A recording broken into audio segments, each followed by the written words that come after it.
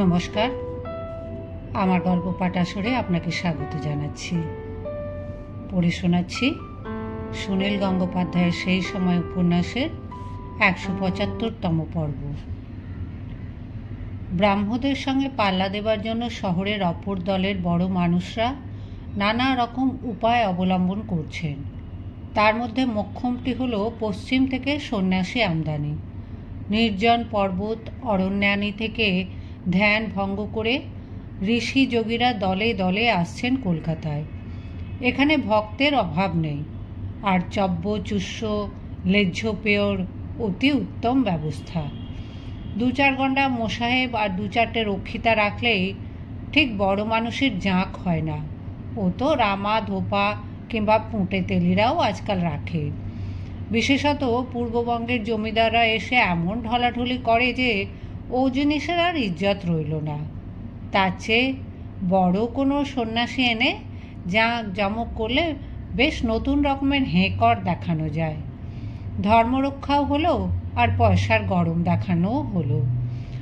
সন্ন্যাসীকে দিয়ে পুজো আচ্চা যাগ যজ্ঞ কাঙালি ভোজন সংকীর্তন ইত্যাদি ব্রাহ্মদের অনুষ্ঠানের তুলনায় অনেক বেশি বর্ণাঢ্য। ব্রাহ্মদের তো শুধু উপাসনা, পুরুষে পুরুষে ভাই ভাই বলে জড়াজড়ি আর প্রেমাশ্রু বর্ষণ। বঙ্কুবিহারী বাবুর ইদানিং বেশ কাঁচা পয়সা হয়েছে। ইনি আগে ছিলেন এক অ্যাটর্নির বাড়ির হেড কেরানি। যেহেতু উকিল মোক্তার অ্যাটর্নির বাড়ির ভূষো কালি রঙের বেড়ালটা কিংবা দাড়িওয়ালা রামছাগলটা পর্যন্ত আইনের প্যাঁচ ঘোষ শিখে যায়, সেই সুবাদে বঙ্কুবিহারী বাবুও ক্রমে মস্ত আইনবিদ হলেন এবং পাড়াগে বড়লোকদের উচিত মতন সলা পরামর্শ দিয়ে নিজে ফুলে ফেঁপে তারকেশ্বরের কুমড়োপানা রূপ ধারণ করলেন। মধ্যবয়সে এসে তার হঠাৎ উপলব্ধি হলো, পয়সা তো যথেষ্ট রোজগার করলুম, এবার একটু নাম কেনা যাক। ধরা বাঁধা পথে কিছুদিন রাঁড় ভাঁড় মদে প্রচুর পয়সা উড়িয়েও একসময় তার একঘেয়ে লাগলো। সেরকম যেন ঠিক নাম হয় না। বস্তুত ছেলেবেলা থেকেই তার একটি আড়ালের নাম আছে, তিনি সেটা জানেনও, কিন্তু সেটা ঘোচাতে পারছেন না কিছুতেই। বাল্যকালে তিনি দৈবাত একবার পাতকুয়োর মধ্যে পড়ে গিয়েছিলেন। তাতে তার নাকের একটি দিক থেঁতলে যায়। সেই থেকে তার নাম হয়ে যায় নাক কাটা বঙ্কু। তারপর বড় হয়ে তিনি যে এত কীর্তি করলেন, তবু লোকে তাকে আড়ালে আবডালে ওই নাক কাটা বঙ্কু বলেই ডাকে। কিছুদিনের জন্য সিমলায় বেড়াতে গিয়ে বঙ্কুবিহারী বাবু এক সন্ন্যাসী ধরে আনলেন। সে এক জবরদস্ত সন্ন্যাসী বটে। দেখলে মনে হয় বয়সের গাছ পাথর নেই। চলমান পাহাড়ের মতন দেহ, আর পা থেকে মাথা পর্যন্ত এত চুল যে কোনো মানুষের থাকতে পারে তা না দেখলে বিশ্বাস করা যায় না। ইনি কথা বলেন না। খোরাকি অবশ্য একটি প্রমাণ আকারের হস্তির সমতুল্য। 10 জন চেলা সমেত সেই সন্ন্যাসী কাঁসারি পাড়ায় বঙ্কুবিহারী বাবুর বাড়িতে অধিষ্ঠিত হলেন। দিনে দিনে সেই সন্ন্যাসীর সুনাম এমনই ছড়িয়ে পড়ল যে কাঁসারি পাড়ায় সকাল থেকে মধ্যরাত্রি পর্যন্ত ভিড়ে ভিড়াক্কার। এ অঞ্চলের বিখ্যাত সংযাত্রার সময়ও বুঝি এত মানুষের জমায়েত হয় না। সন্ন্যাসী এক একদিন এক এক রকম কীর্তি দেখিয়ে সকলকে তাক লাগিয়ে দেন। ক্রমে এমন কথাও রটে গেল যে এই সন্ন্যাসী লোহাকে সোনা বানাতে পারেন এবং উপযুক্ত তিথির জন্য অপেক্ষা করছেন। সন্ন্যাসীর শিষ্যদের এই দাবি এক কথায় নস্যাৎ করা যায় না, কারণ মদ্যকে দুগ্ধে পরিণত করেছেন তিনি সর্বসমক্ষেই। এক কোপে বলি দেওয়া হলো একটি পাঁঠাকে। তারপর সন্ন্যাসী তার শরীরে কয়েকবার হাত বুলিয়ে দিতেই সেই পাঁঠা অমনি জীবন্ত হয়ে লাফাতে লাফাতে ব্যা ব্যা করতে লাগলো। সন্ন্যাসীর খ্যাতি মানে তো বঙ্কুবিহারী বাবুরও সুনাম। তিনি ভাড়াটে লোক দিয়ে ঢাক ঢোল পিটিয়ে সন্ন্যাসীর কৃতিত্বের কথা প্রচার করতে লাগলেন সারা শহরময়। ব্রাহ্মদের উপর বঙ্কুবিহারী বাবুর বড় রাগ। কেন রাগ তা তিনি নিজেই ঠিক জানেন না, তবু রাগ, এবং সেই জন্য খ্যাতনামা ব্রাহ্মদের বাড়ির সামনেও তিনি ঢাক ঢোলওয়ালাদের পাঠালেন বেশি করে। শহরের বিশিষ্ট ব্যক্তিদের তিনি চিঠি দিয়ে আহ্বান করলেন স্বচক্ষে প্রত্যক্ষ করে যাবার জন্য যে এখনও সনাতন বৈদিক ধর্মের কত মহিমা, মন্ত্রশক্তির কত জোর, অবিশ্বাসীরা হেঁট মুন্ডে ফিরে যাক। সত্যি যেন সন্ন্যাসীর চমকপ্রদ অলৌকিক শক্তি দেখে অনেকের থোঁতা মুখ ভোঁতা হয়ে যাচ্ছে। কৌতূহলী নবীন কুমার একদিন এলো কাঁসারি পাড়ায়। প্রথমে সে ভেবেছিল বুঝি ভিড় ঠেলে ঢুকতেই পারবে না। দুলাল একটু ধাক্কাধাক্কি শুরু করেছিল বটে, কিন্তু সামনে যেন পরপর অনেকগুলি স্তরের মনুষ্য প্রাচীর। কিন্তু একটু পরেই অন্যরূপ ব্যাপার হলো। কিছু লোক তাকে চিনতে পেরে বলে উঠল, ওরে নবীন কুমার সিংহ এসছেন, পথ ছেড়ে দে, পথ ছেড়ে দে। আবার অন্য কয়েকজন লোক বলল, কই নবীন সিংহী কই, দেখি দেখি। ভিড় দুফাঁক হয়ে গিয়ে উদ্গ্রীবভাবে তাকে রইল তার দিকে। সন্ন্যাসীর তুলনায় নবীন কুমারও কম দর্শনীয় নয়। নবীন কুমার যে একজন বিখ্যাত ব্যক্তি তা সব সময় তার নিজের মনেই থাকে না।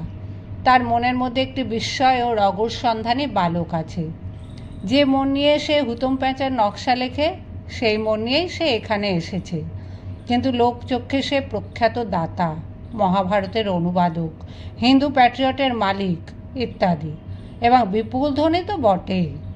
এ ব্যাপারে সজাগ হতেই সে মুখে কৃত্রিম গাম্ভীর্য ফুটিয়ে তুলে ধীর পদক্ষেপে ভেতরে চলে এলো।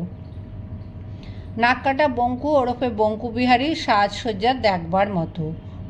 পরনে বেঁচে থাকুক বিদ্যাসাগর চিরজীবী হয়ে পাড়ের শান্তিপুরী ধুতি, লাল গজের পিরান, তার উপরে ডুরে উড়নি, মস্তকে জড়িয়ে কাবলি তাজ এবং হাতে একটি লাল রঙের রুমাল, যাতে রিং সমেত গুটি কতক চাবি বাঁধা। তিনি খুব খাতির করে প্রথম দফায় নবীন কুমারের সঙ্গে হ্যান্ডশেক করলেন কয়েকবার। তারপর এক খিলি পান দিয়ে নিয়ে এলেন ঠাকুর দালানে। একদিকে চেলা পরিবৃত হয়ে বসে আছেন সন্ন্যাসী। মাঝখানে ছোঁয়াছুঁই বাঁচাবার জন্য কিছুটা স্থান বাদ রেখে তারপর পাতা হয়েছে বিশিষ্ট দর্শকদের জন্য গালিচা। সেখানে এক পাশে বসল নবীন কুমার। আশেপাশে অনেক চেনা মুখ। এইসব সম্ভ্রান্ত দর্শকরা প্রত্যেকে ইচ্ছে করলে দুটি প্রশ্ন করতে পারবেন সন্ন্যাসীকে। সরাসরি কথা বলবার অবশ্য উপায় নেই। বঙ্কুবিহারীবাবুর বিশেষ সুহিত চূড়ামণি রায় উত্তম হিন্দি জানেন বলে দাবি করেন। প্রশ্নটি শুনে তিনি সেটি হিন্দি অনুবাদ করে বলবেন সন্ন্যাসীর এক চেলাকে। চেলা আবার সেটি দুর্বোধ্যতর হিন্দি করে শোনাবেন গুরুকে। মৌনী সন্ন্যাসী দু চারবার মাথা নাড়বেন শুধু। সেই মস্তক সঞ্চালনের ভাষা আবার হিন্দিতে অনুদিত হয়ে প্রশ্নকারীর কাছে উত্তর হয়ে ফিরে আসবে। বঙ্কুবিহারী নবীন কুমারকে বলেন, সিংহময়, আপনি ভাবুন তাহলে, দুখানা কইছেন ভাবুন। নবীন কুমারের পাশেই বসে আছেন সিমলের জগমোহন সরকার। দাঁত সব পড়ে গেছে, ফোকলা মুখ, মাথায় ইন্দ্রলুপ্ত, গোঁপজোড়া পাকা। সেই আগের মানুষটিকে আর চেনাই যায় না। ইদানিং তিনি খুব বৈষ্ণব হয়েছেন। যে কোনো নারীকেই মা বলে সম্বোধন করেন, এমনকি কখনো কখনো নিজের পত্নীকেও মা বলে ফেলেন। সেই জগমোহন সরকার হেঁকে বলেন, আহা, যোগীবর যেন সাক্ষাৎ বেদব্যাস। বাবা, আমার মনের দুটি সংশয় দূর করুন। কোন সাধনায় জীবাত্মা মিশে যায় পরমাত্মার সহিত, যাতে আর পরজন্ম থাকে না? আর পুরুষ প্রকৃতির মিলনের মধ্যে দিয়েই কি পরমেশ্বর এই জগতে লীলা করেন? চূড়ামণির মারফত ঘুরে সেই প্রশ্ন গিয়ে পৌঁছল সন্ন্যাসীর কাছে। সন্ন্যাসী আঙুল তুলে বাতাসের গায়ে কী সব আদর্শ লিপি লিখতে লাগলেন। একজন শিষ্য সেদিকে চেয়ে রইল এক দৃষ্টে। তারপর সে উত্তরটি জানালো। এমনই দুর্বোধ্য ও জটিল উত্তর যে অনেকেরই তা বোধগম্য হলো না। না বুঝলেই আরও ভক্তি বাড়ে। সাধারণ মানুষ তো নন যে সাধারণ ভাষায় কথা বলবেন। এরকম চলতে লাগলো আরও প্রশ্নোত্তর। এর মধ্যে দু একটি প্রশ্নের উত্তর শুনে হাস্যরোলও ওঠে। যেমন সীতাপতি রায় জিজ্ঞেস করল, প্রভু, আপনি বলে দিন আমার আয়ু আর কতদিন? এর উত্তরে সন্ন্যাসী জানালেন, তুমি তো ইতিমধ্যেই মরে গেছো, জানো না গীতায় শ্রীকৃষ্ণ অর্জুনকে কী বলেছিলেন? ভিড়ের মধ্যে একটি থামের পাশে দাঁড়িয়ে আছে চন্দ্রনাথ তার সাগরেদকে নিয়ে। কদিন ধরে এই নিয়মিত আসছে সে। তীক্ষ্ণ নজর দিয়ে সন্ন্যাসীর ক্রিয়াকলাপ দেখে এ পর্যন্ত সে একটিও কথা বলেনি। সাগরেদটি ছটপট করলেও সে তার কাঁধ জোর করে ধরে রাখে। নবীন কুমার কোনো প্রশ্ন করল না, তবে দেখে শুনে তার তাক লেগে যাচ্ছে ঠিকই। তার মনে পড়ল কৈশোর বয়সে কলেজ জীবনে সে ভূকৈলাসের রাজবাড়িতে এক মহাপুরুষ দর্শন করতে গিয়েছিল, যিনি সত্য যুগের মানুষ, গায়ে উইয়ের ঢিপি। কিছুদিন পরেই ধরা পড়ে গিয়েছিল তার বুজরুকি। কিন্তু এই সন্ন্যাসীকে তো সেরূপ মনে হয় না। এমন ক্ষমতা তিনি প্রদর্শন করছেন যা ব্যাখ্যার অতীত। একজনকে ঈশ্বরের আশীর্বাদ ভিক্ষা করতেই তিনি শুধু খালি হাতে তুললেন তার দিকে। অমনি সেই লোকটির গায়ের ওপর একটি গাঁদা ফুল এসে পড়ল। একটি বিড়াল হঠাৎ ঢুকে পড়েছিল এর মধ্যে। তারপর এত লোক দেখে ভ্যাবাচেকা খেয়ে এদিক ওদিক ছুটতে গিয়ে সোজা গিয়ে ঝাঁপে পড়ল সন্ন্যাসীর কোলে। সকলে হা হা করে উঠলেও কিন্তু সন্ন্যাসী সকলকে শান্ত হবার ইঙ্গিত করে বিড়ালটির গায়ে কয়েকবার হাতের স্পর্শ দিতেই সেটি একটি পারাবাত হয়ে উড়ে গেল ডানা ঝটপটিয়ে। সকলে একেবারে তাজ্জব, এই জিনিস কেউ কখনো দেখেনি। জগমোহন সরকার নবীন কুমারের গায়ে কনুইয়ের খোঁচা দিয়ে ফিসফিসে বললেন, ভায়া, আমার তো কোটা ফুইরে গেছে, তবু আরও কিছু জিজ্ঞেস করতে স্বাদ হচ্ছে। আপনি দুটো কোয়েশ্চেন আজ করুন না। কিন্তু কি প্রশ্ন করবে তা নবীন কুমারের মনে আসছে না। তার কোনো ধর্ম সংশয় নেই। জীবাত্মা পরমাত্মার মতন ব্যাপারগুলি সম্পর্কেও সে কোনো মাথা ব্যথা বোধ করে না। সে শুধু দেখতে এসেছে। জগমোহন সরকার বললেন, আপনি শুধুন যে ঈশ্বর যে সর্বত্র উপস্থিত তার কোনো প্রত্যক্ষ প্রমাণ পাওয়া সম্ভব? নবীন কুমার লজ্জা পাচ্ছে দেখে তিনি নিজেই হেঁকে বলেন, নবীন সিংহ মশাই জানতে চাইছেন? চূড়ামণি ও শিষ্য মারফত এই প্রশ্ন সন্ন্যাসীর কাছে পৌঁছবার পর তিনি মস্তক আন্দোলন করলেন না, কিংবা বাতাসে অদৃশ্য লিপিও লিখলেন না। সামনের একটি ঘটের দিকে স্থির নেত্রে চেয়ে রইলেন। দু তিনজন শিষ্য তখন একযোগে জানালো যে সকলকে সম্পূর্ণ নীরব হয়ে ওই ঘটের দিকে চেয়ে থাকতে হবে, কেউ যেন কোনো শব্দ না করে। ঘরটি সন্ন্যাসী থেকে 2-3 হাত দূরে। তার উপরে অনেকগুলি জবা ফুল। পাশে একটি পেতলের পরাতের ওপর শালগ্রাম শিলা। সন্ন্যাসী নিথর হয়ে চেয়ে আছেন ঘরটির দিকে। হঠাৎ সেই ঘটের চূড়া থেকে একটি জবা ফুল লাফিয়ে উঠে এসে পড়ল শালগ্রাম শিলার মাথায়। একসঙ্গে সকলের কণ্ঠ থেকে দারুণ বিস্ময়ের গুঞ্জন বেরিয়ে এলো। নবীন কুমার যেন নিজের চক্ষুকেই বিশ্বাস করতে পারছেন না। সত্যি যেন একটি কর্কট ব্যাঙের মতন ফুলটি জীবন্ত হয়ে লম্ফ দিয়ে উঠল। এও কি সম্ভব? তার পরের কাণ্ডটি আরও যেন অলৌকিক। বঙ্কুবিহারীবাবু এই সময় একটি মদের বোতল এনে উপস্থিত করলেন। যারা আগে 2-1 দিন এসেছে তারা জানে এবার মদ্যকে দুগ্ধে পরিণত করবেন সন্ন্যাসী। জিনিসটা যে সত্যই মদ্য তার মধ্যে কোনো কারচুপি নেই। সেটা প্রমাণ করবার জন্য একটি নতুন মাটির সরায় বোতলের সবটুকু মদ ঢেলে দেওয়া হলো। ঘর আমোদিত হয়ে গেল পরিচিত সুরার গন্ধে। কিছু কিছু দর্শকের মন আনচান করে উঠল। তারপর একজন শিষ্য জিজ্ঞেস করল, গুরুজি, এ কোটেরে মে ক্যা হ্যায়? গুরুজি কিছু না বলে এক কুশি জল ঢেলে দিলেন সেই সরায়। অমনি সেই তরল পদার্থ দুগ্ধ ধবল হয়ে গেল। আবার সকলের সেই বিস্ময়ধ্বনি। নবীন কুমার ভাবল, এই ভেলকির সঙ্গে ঈশ্বরের উপস্থিতির প্রত্যক্ষ প্রমাণের কি সম্পর্ক আছে তা বোঝা গেল না বটে, কিন্তু মদ্য যে দুগ্ধে পরিণত হয়েছে তাতে কোনো সন্দেহ নেই। এই ক্রিয়াকাণ্ডটির ঠিক আগে চন্দ্রনাথ চঞ্চল হয়ে উঠেছিল। সেও কয়েকদিন ধরে এসে এই ব্যাপারটি দেখছে। সকলে দুধ দুধ বলে চেঁচিয়ে উঠতেই সে এবার তার সাগরেদকে ঠেলে দিয়ে বলল, যা। মাটকুল সাগরেদটি ছুটে গেল দুধের সরাটির দিকে। দুজন শিষ্য হা হা করে উঠে তাকে ধরে ফেলতেই সে নাকি নাকি আদুরে গলায় বলল, আমি দুধ খাবো, আমি ওই দুধ খাবো।